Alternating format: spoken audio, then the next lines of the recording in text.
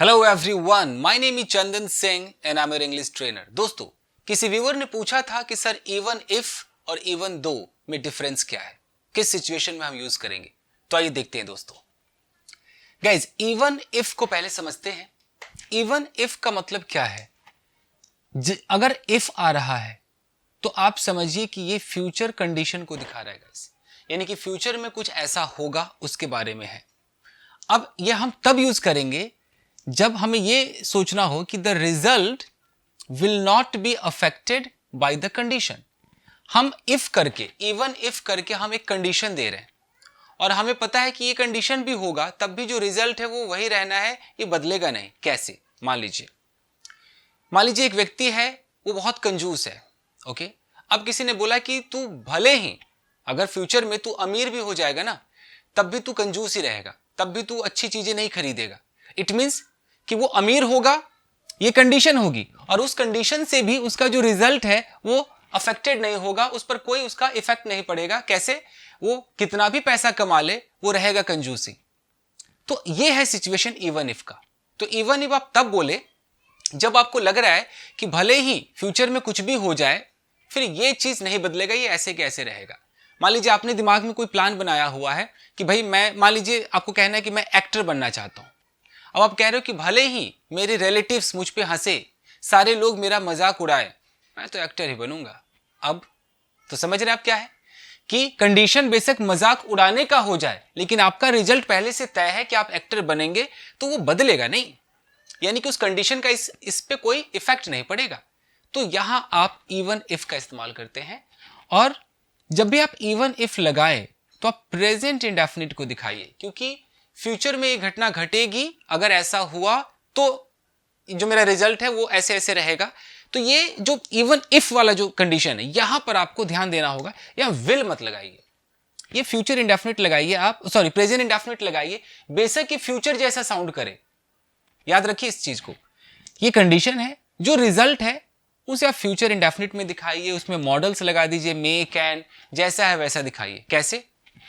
यहां लिखा है even if you become rich, यानी कि भले ही तुम अमीर बन जाओ। इसकी हिंदी पे ना जाइए, कहने का मतलब है कि भविष्य में, इवन इफ का मतलब है कि अगर ऐसा हो भी गया कि तुम अमीर बन गए, you will not be able to purchase a luxurious house.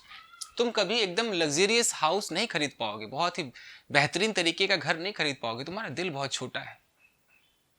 Even if, तो इवन इफ से उसने बता दिया कि फ्यूचर में अगर अमीर बन भी गए तो जो तुम्हारा रिजल्ट है ना, कि तुम ऐसे ही टूटे फूटे घर में रहोगे, यही रिजल्ट रहेगा तुम्हारा, ये बदलेगा नहीं, ये अफेक्टेड नहीं होगा। ये है इवन इफ।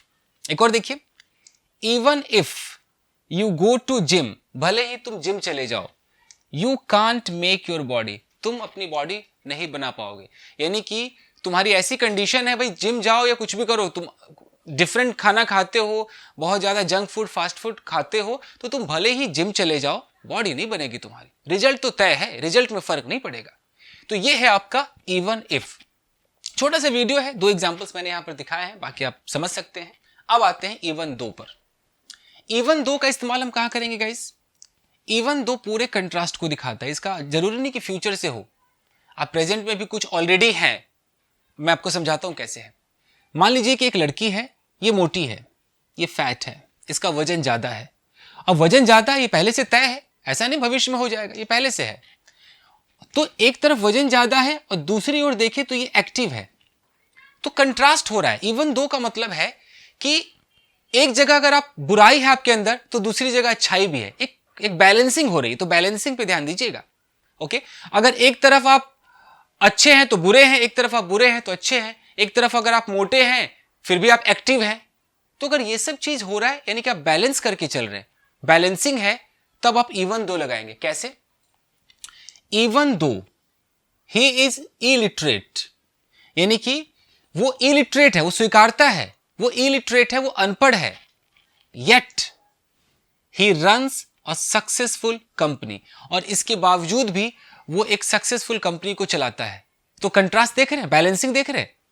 अधिकतर ये होता है ना कि भाई अनपढ़ आदमी है तो क्या करेगा, कुछ अलग टाइप काम करेगा, सक्सेसफुल कंपनी नहीं चलाएगा, लेकिन बिल्कुल उसने उसको डिफरेंट कर दिया, उसमें एक बैलेंसिंग कर दिया कि भाई एक तरफ अनपढ़ है लेकिन वो ये करता है, तो देख लो भाई बैलेंस हो गया, अनपढ़ होने के बावजूद वो एक सक्सेसफुल कंपनी चलाता है। तो ऐसे कंडीशन में आप इवन दो लगाएंगे। आप चाहें तो खाली दो भी लगा सकते हैं, आप ऑल दो भी लगा सकते हैं। इवन लगाने से क्या होता है कि आपने उस पर कुछ ज्यादा ही एम्फेसाइज कर दिया। आपने बोला कि हाँ यार वो अनपढ़ है भाई, माना कि वो अनपढ़ है। हिंदी में यद्यपि वद्यपि लिखा होगा, समझ में नहीं आएगा। आप सिचुएशन को समझिए, अंग्रेजों को यद्यपि से कोई मतलब नहीं है।